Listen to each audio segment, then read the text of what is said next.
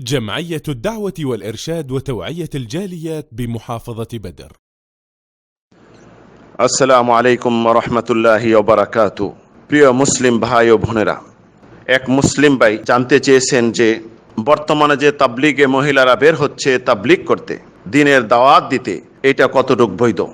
সম্মানিত মুসলিম ভাইয়েরা, জামাতে তাবলীগ যেটি 1926 খ্রিস্টাব্দে মাওলানা ইলিয়াস রাহিমাহুল্লাহর হাতে প্রতিষ্ঠিত হয়, পরবর্তী তিনি আজীবন আমির ছিলেন এই তাবলীগের। তারপরে তার ছেলে মোহাম্মদ ইউসুফ আমির হন, তারপরে আমির হন এনামুল হাসান। এই দলটি 1926 খ্রিস্টাব্দে প্রতিষ্ঠিত হয়েছে।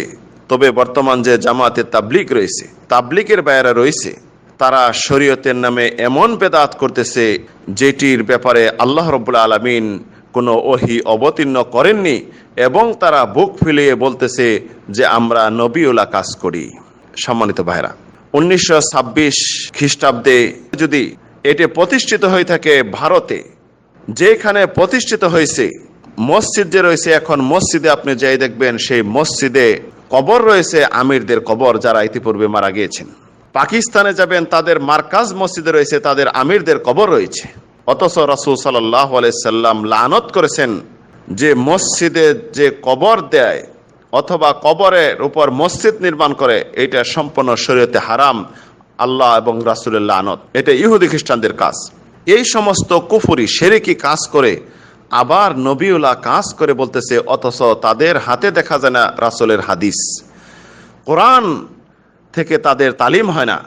তাদের যে আমির একটি ফাজাইল কিতাব লিখে গেছেন, সেই ফাজাইলের কিতাবে শিরকি, কুফরি, বেদাতি, অহেত কিসসা কাহিনী এবং ফায়দার নামে নুকসানে ভর্তি এই সমস্ত জিনিস দিয়ে তারা দাওয়াতি কাজ করে যাচ্ছে। আবার বলতেছে এটা নবীওয়ালা কাজ। এটা কখনো নবীওয়ালা কাজ নয়, এটি একটি নব্য ফিতনা, বরং রাসূল সাল্লাল্লাহু আলাইহি সাল্লামের দাওয়াতের পদ্ধতিকে ধ্বংসের কাজ। ইসলামের মূল কাঠামো, অবকাঠামোকে নষ্ট করে, ধ্বংস করে ইসলামের মূল রূপরেখাকে নষ্ট করার চক্রান্ত ছাড়া আর কিছু নয়। তারা যে 3 দিন এবং 40 দিন যে একটি সময় নির্ধারণ করে থাকে এই দাওয়াতি কাজের বিষয়ে, নবীওয়ালা কাজ যদি করতেন, একজন মুসলিম সাধ্যমতে দাওয়াত দিবে, হিকমতের সহিত, প্রজ্ঞার সহিত এবং সঠিক উপদেশ দিয়ে, তার যে এলেম রয়েছে এলেম অনুযায়ী দলিল, যুক্তি, কোরআন সুন্নাহ মোতাবেক দাওয়াত দিবে। 40 দিন, 3 দিন, 4 দিন নির্ধারণ করে দাওয়াত দেওয়া বা বের হওয়া, এটা কখনো ইসলামের সমর্থন করে না, ইসলাম বিদ্বেষী কাজ। এখন দেখা যাচ্ছে নব্য আরো ফেতনার মাঝে আরো ফেতনার উপর ফেতনা মহিলাদেরকে নিয়ে বের হয়ে যাচ্ছে। যদি একজন মহিলা আরো মহিলা জামাতের সাথে বের হয় বাড়ি থেকে, সম্পূর্ণ হারাম।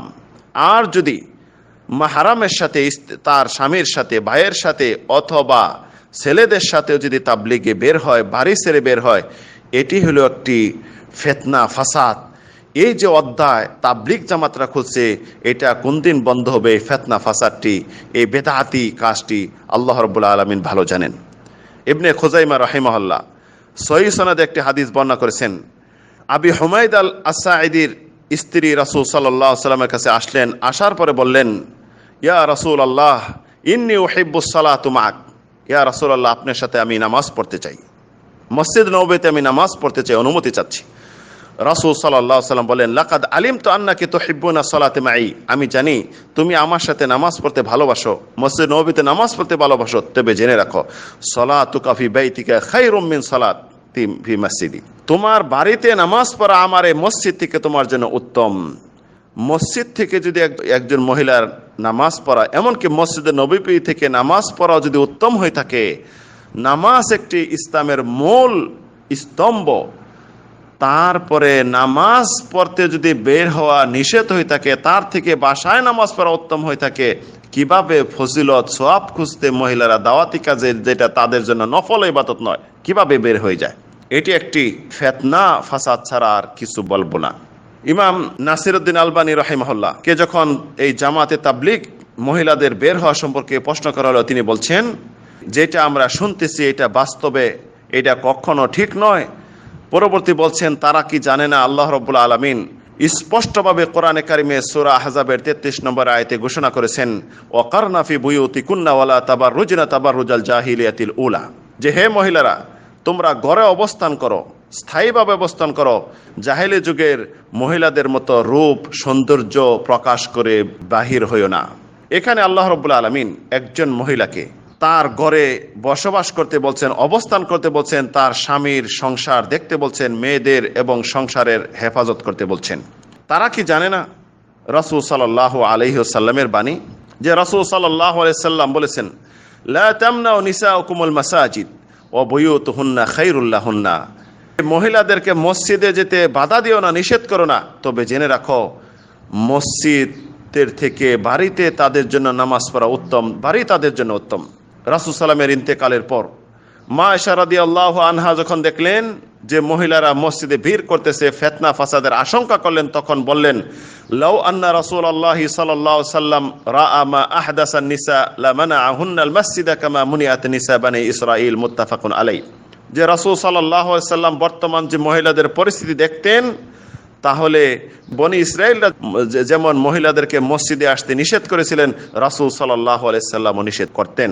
তাহলে আসুন, এত হাদিস কোরআনের আয়াত স্পষ্ট থাকার পরেও বর্তমানে যে মহিলারা তাবলীগে জামাতে বের হচ্ছে, ফিতনা ফাসাদ করতেছে, শরীয়তে নতুন কিছু প্রভাব ঘটাচ্ছে, অথচ আমরা খেয়াল করি রাসূলুল্লাহের যুগ হলো স্বর্ণের যুগ, সাহাবীদের যুগ হলো স্বর্ণের যুগ, তারপরে তাবিদের যুগ, তারপরে আসতেছে আমাদের আইম্মাদের যুগ আসতেছে, যে ইমাম আবু হানিফা রাহিমাহুল্লাহ দাওয়াতি কাজ করেছেন কিভাবে, তারপরে ইমাম আহলুস সুন্নাহ ওয়াল জামা ইমাম আহমদ বিন হাম্বল, আরও যে দুইজন ইমাম মালিক, ইমাম শাফি রাহিমাহুল্লাহ, তারাও যে দাওয়াতি কাজ করেছেন, এই পূর্ব থেকে পশ্চিম সারা পৃথিবীর দাওয়াতি কাজ করে তারা বাহির হয়েছেন। তারা কি তাদের স্ত্রীদেরকে নিয়ে গিয়েছিলেন? রাসূল সাল্লাল্লাহু আলাইহি সাল্লামের সাহাবীরা কি স্ত্রীদেরকে নিয়ে গিয়েছিলেন? না, স্ত্রীদেরকে বের করেছিলেন যে তোমরা যাও দাওয়াতি করে কাজ করে আসো। এটা কখনো নয়, কখনো নয়, কখনো তারা বের করেননি। প্রখ্যাত আলেম, যিনি কয়েক বছর আগে মারা গেছেন, শেখ সালেহ আল উসাইমিন রাহিমাহুল্লাহ সম্পর্কে তাবলীগ জামাতরা বলল যে তিনি ফতোয়া দিয়েছেন যে মহিলারা বের হতে পারবে। তিনি যখন শুনলেন তখন তিনি উত্তরে বললেন, আমা মা নাসাবাহু ইলাইয়া মিন আন্নি আকুল হাত্তা নিসা ইয়াখরুজনা ফাহাদা গায়রু সহিহ। যে আমার দিকে যে বলা হচ্ছে যে তাবলীগ জামাতে বের হয়ে যাবে, জেনে রাখো তারা তো বের হইতে পারবে না, নিষেধ, মহিলাদের তো নিষেধ এবং তাদেরও নিষেধ। এবং তিনি বললেন, ওমা আলিম তো আন্না নিসা ইয়াখরুজনা ফি জামাত তাবলীগ ইলাল আন। আমি জানি যে মহিলারা তাবলীগে বের হয়, যদিও বের হয় এটা একটি জঘন্য কাজ, কখনো বের হওয়া তাদের জন্য বৈধ নয়। তাই সম্মানিত মুসলিম ভাই ও বোনেরা, আমরা সবাইকে আমরা বলবো, এই সমস্ত জামাতের সাথে যে বেদাতে কর্মকাণ্ডিতে লিপ্ত হয়ে দিনকে ধ্বংস করা, রাসূল সাল্লাল্লাহু আলাইহি সাল্লামের এই সঠিক দিন থেকে এই দূরে সরে যাওয়া থেকে কিছু নয়। তাই আমরা সবাই আল্লাহর কাছে দোয়া করি, আল্লাহ এই ফিতনা থেকে, এই নব্য ফিতনা থেকে আমাদেরকে হেফাজত করুন, আমাদেরকে সঠিক দিনের উপর থাকার তৌফিক দান করুন, সঠিক ইসলাম দিনকে বাস্তবায়ন করার এই পৃথিবীর মাটিতে প্রচার এবং প্রসার করার তৌফিক দান করুন। আমিন, আল্লাহুম্মা আমিন।